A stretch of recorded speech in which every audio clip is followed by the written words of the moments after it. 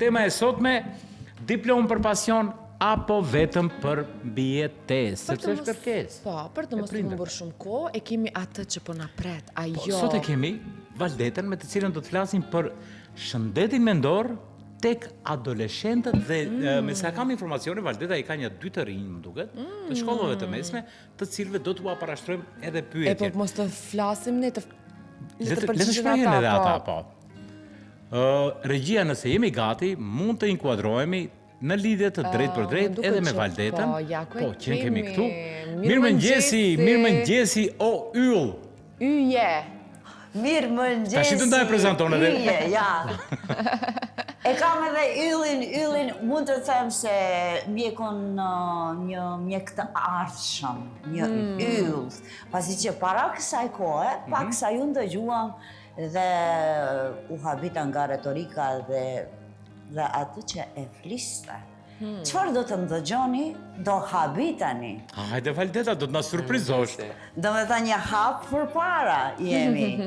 Është kënaqësia e madhe kur të prezantojmë të rinj, të cilët kontribuojnë në shoqëri. Sigurisht. Në tema adekuate që edhe ju i përmendët pak më parë, pra kam derin ta prezentoj Ermal Tahirin, është nxënës i shkollës mesme profesionale mjekësisë, viti i parë, në drejtimin e mjekësisë normal, i cili ka marrur pjesë dhe është iniciatorë, themelues, bashkë leader team, që shtoj si lideri timit, disa projekteve të cilet kanë të bëjnë për shëndetin mendor, tek adoleshentët, Bukur shumë. Bashkëpunim me Kryqin e Kuq, si dhe që duhet të potencoj se këtë do ta bëjmë një surprizë, një rubrikë se është shumë e madhe dhe duhet patjetër t'i japim një gjërësi më të madhe podcastit që ka kjo, do me thonë timi, ekipi i Ermalit, për pikërisht për adoleshentët dhe për shëndetin mendor të këta. Unë fola shumë, të prezentova tepër, tani do të ndëgjoni një orator dhe një prezantues dhe drejtora, din çfarë i thash pak më parë? Hajde më thuaj. Bisedova, thash, po ti thash, do të ishte mirë ndoshta ndonjë të marrim si një asistencë në... Mos t'ja ndryshojnë profesionin, po nëse ke kohë të lirë, mund të vish tek ne. Në mjekësi, po për atë thash, në bazë të mjekësisë diçka do ta ndëgjoni. Duhet ta kemi në mesin tonë në mjek. Ne jemi kështu të lirë. Po, një mjek. Sepse ne jemi pacientë. Pacientët jemi këtu.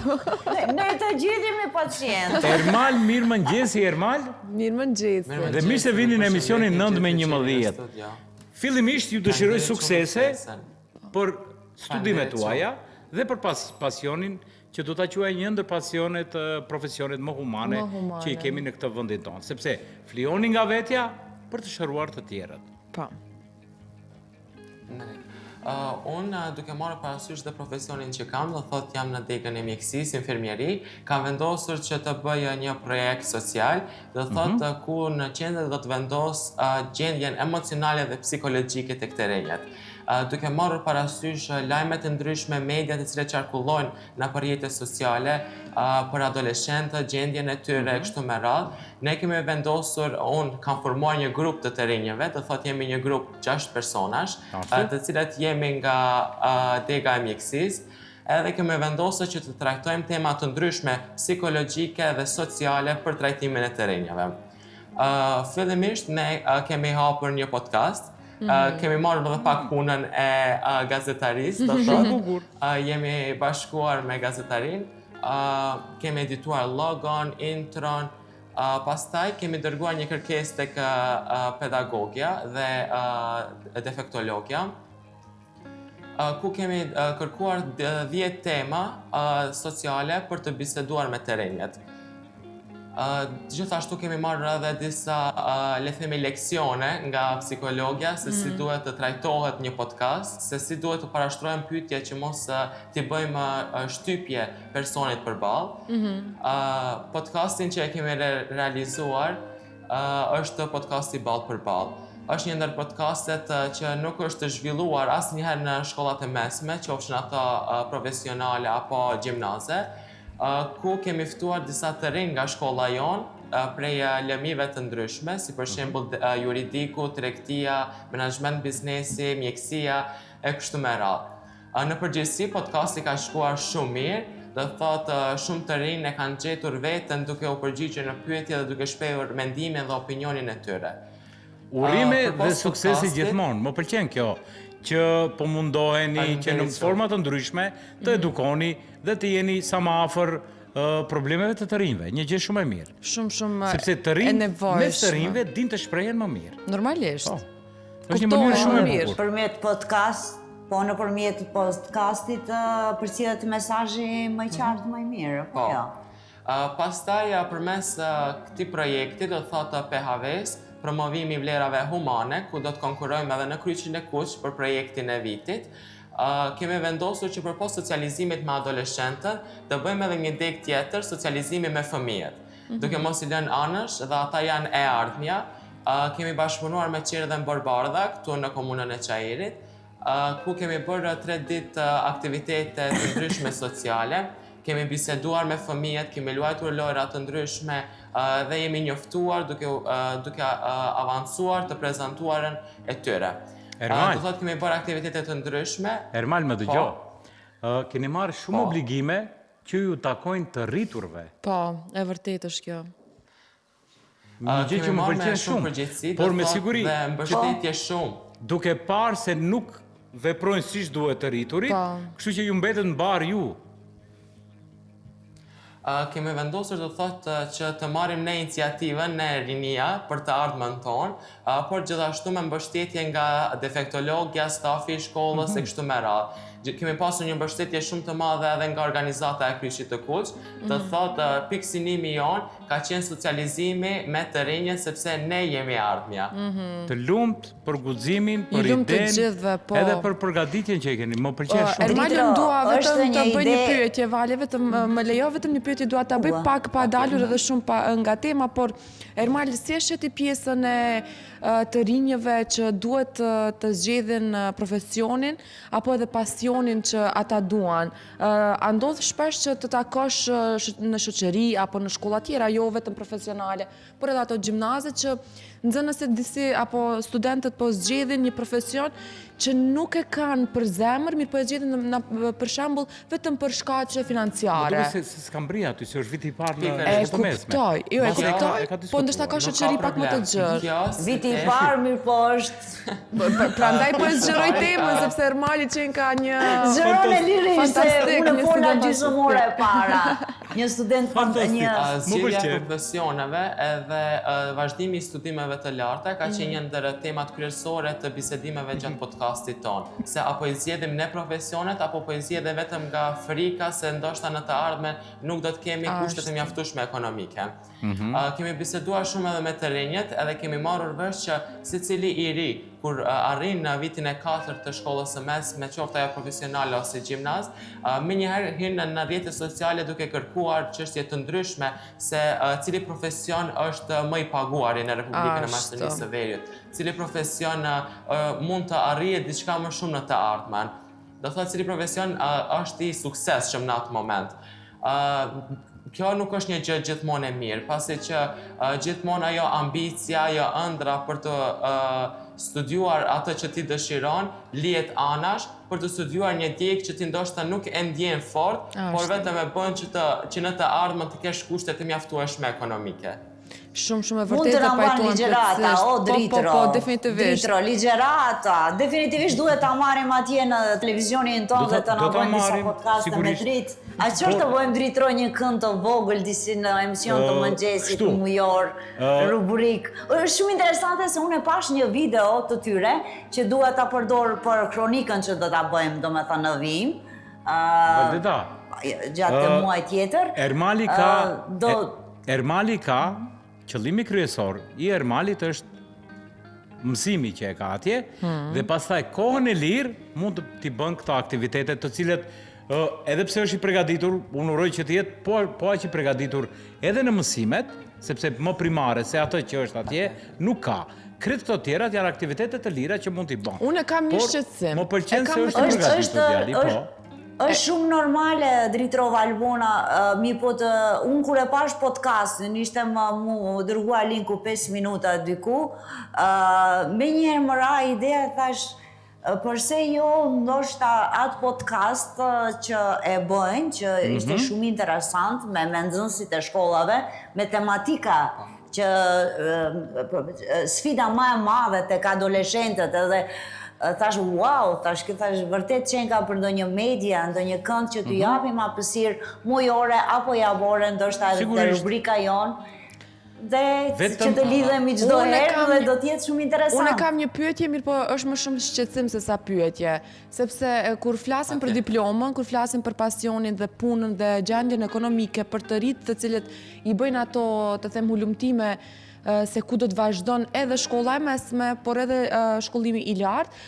Ermal, a ke ndonjë shqetësim që të paktën në drejtimin tënd që je ti si infermier, po dalin shumë jashtë vendit. Emigrimi është i shumë prezent. Do na qëndrosh, Ermal, këtu, sepse shohim që ke një potencial të jashtëzakonshëm. Patjetër. Unë gjithashtu, kur kam zgjedhur këtë drejtim, kam studiuar dhe kam analizuar të gjitha çështjet e ndryshme që më përkasin mua dhe drejtimi që unë po zgjedh. Duke marrë parasysh shumica e infermierëve të cilët kryen shkollimin në 4 vjeçar të shkollës së mesme, zgjedhin si rrugë të udhtojnë në vendet e jashtme të Europës dhe jo të qëndrojnë në vendin tonë për arsye ekonomike dhe studimet.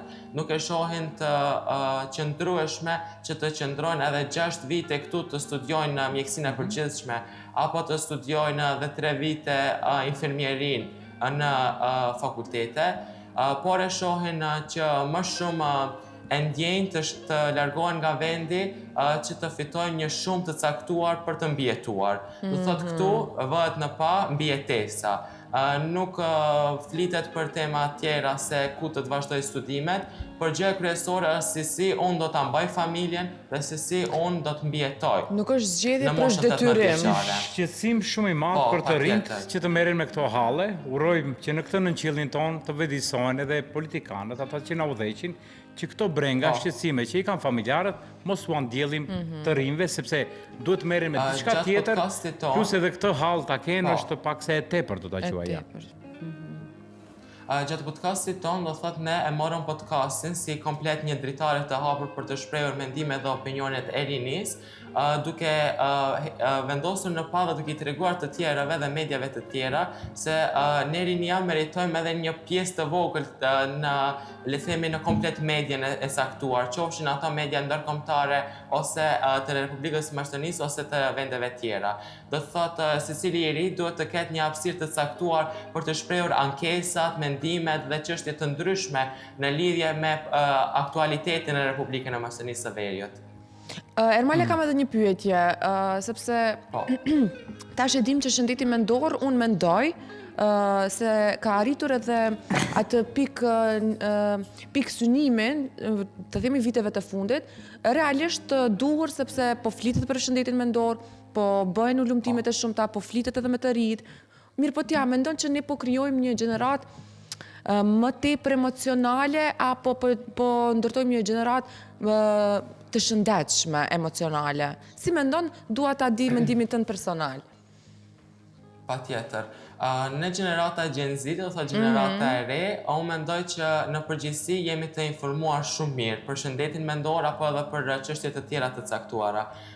Mendoj që informimi në lidhje në këtë temë të bën të më vetëdijshëm se ti si person çfarë je duke përjetuar në një situatë të caktuar.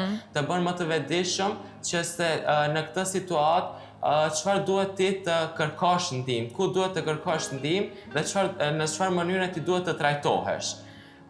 Të dish për shëndetin mendor do thotë shumë çka, për shkak se shëndeti mendor është kryesore mbi gjithçka. Në qoftë se ti je mirë me vetveten dhe je mirë me shëndetin mendor dhe në përgjithësi, atëherë ti mund t'i arrish të gjitha. A mund t'ia bëj shëndetin mendor të rinjët më sensitiv? Ndoshta në një farë mënyre edhe po, për shkak se ata janë të fiksuar në këtë çështje, do thotë dhe mundohen të jenë perfekt në këtë çështje, duke u munduar që gjithçka të jetë ashtu siç duhet, të mos kenë stres, të mos kenë ankth, do thotë, dhe i bën që në një farë mënyre të mundohen që të vënë fokusin në shëndetin mendor dhe të bëhen pak më senzitiv. E qartë. Unë do doja të bëja një mini quiz të shkurtër, me që më ka bë, do më thonë, ka një podcast ballë për ballë, them, duket? Nuk është test, pa frikë. Jemi ballë për ballë, kështu që ballë për ballë, detyroj me Ermalin. Ermal, më thuaj, cila është gjë më së shumti që të nervozon kur të thon prindërit? Ndoshta që ndonjëherë janë skeptik me planet e mia. Kur unë tregoj për planet se dua të arrij këtë, dua ta bëj këtë, dua të marr pjesë në media, janë ato që ma vënë në pa modestin. Edhe kjo dhe më nervozon sepse e di se dua të jem modest, por nuk ka nevojë të ma cekin shpesh. Shumë e bukur. Më thuaj, nëse do kishe mundësi të ndaloje të paktën ndonjë rregull në shkollë, më thuaj cili do ishte? Unë mendoj që rregullat e bën një vend më adekuat dhe më të sigurt, por ndoshta kemi diçka të tepërt, Si? Ndoshta në shkollat profesionale veshja e mantileve. Aha. Është uniforma? Mendoj që jemi pak më lirë. Është uniforma, jo? Besom që është më mirë të kesh uniforma se sa jo, edhe plus ju shkon, sepse ju duhet ta përjetoni ndjesinë të paturit mantilet të shumta. Edhe një pyetje që të mos e lodh shumë. Dhe më thuaj, Ermal më thuaj, a mendon se të rriturit në përgjithësi e kuptojnë realisht presionin që ju e keni sot? Mendoj që ka të rritur në të dyja grupet. Është një grupi të rriturve të cilët gjithmonë krahasojnë të rinjët me veten e tyre në kohët e kaluara, duke thënë që jo, ne kur ishim në moshën tuaj nuk e kemi pasur këtë dhe nuk e kuptojnë rinin se në çfarë periudhe rritemi. Është një periudhë dinamike, do thotë është një jetë stresuese, është një jetë e planifikuar në çdo cep. Do thotë sot në këtë orë kemi një intervistë, pastaj do të kam mësim, pas mësimit do të jem në kurs e kështu me radhë. Do thotë është një jetë dinamike. Ka një grup të rinjave të cilët e kuptojnë të rinjet, i kuptojnë angazhimet e të rinjave, sfidat e të rinjeve, i kuptojnë të rinjet në çdo sferë të jetës, i kuptojnë çdo veprim të të rinjeve dhe i kuptojnë se nga vjen ky veprim. Dhe të jesh i sinqert se me që kemi kaluar kohën e publicitetit, unë të falenderoj shumë, më thuaj shpejt, TikTok apo gjumë? Patjetër. TikTok para gjumit, ndoshta. Ermal, faleminderit shumë për... Shumë faleminderit.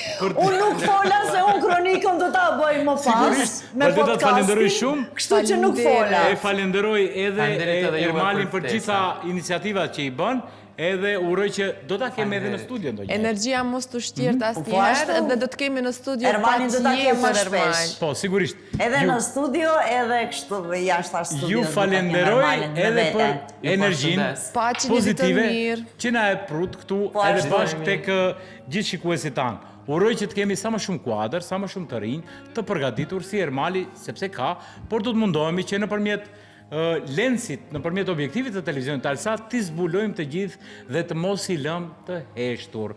Faleminderit dhe suksesi gjithmonë Ermal.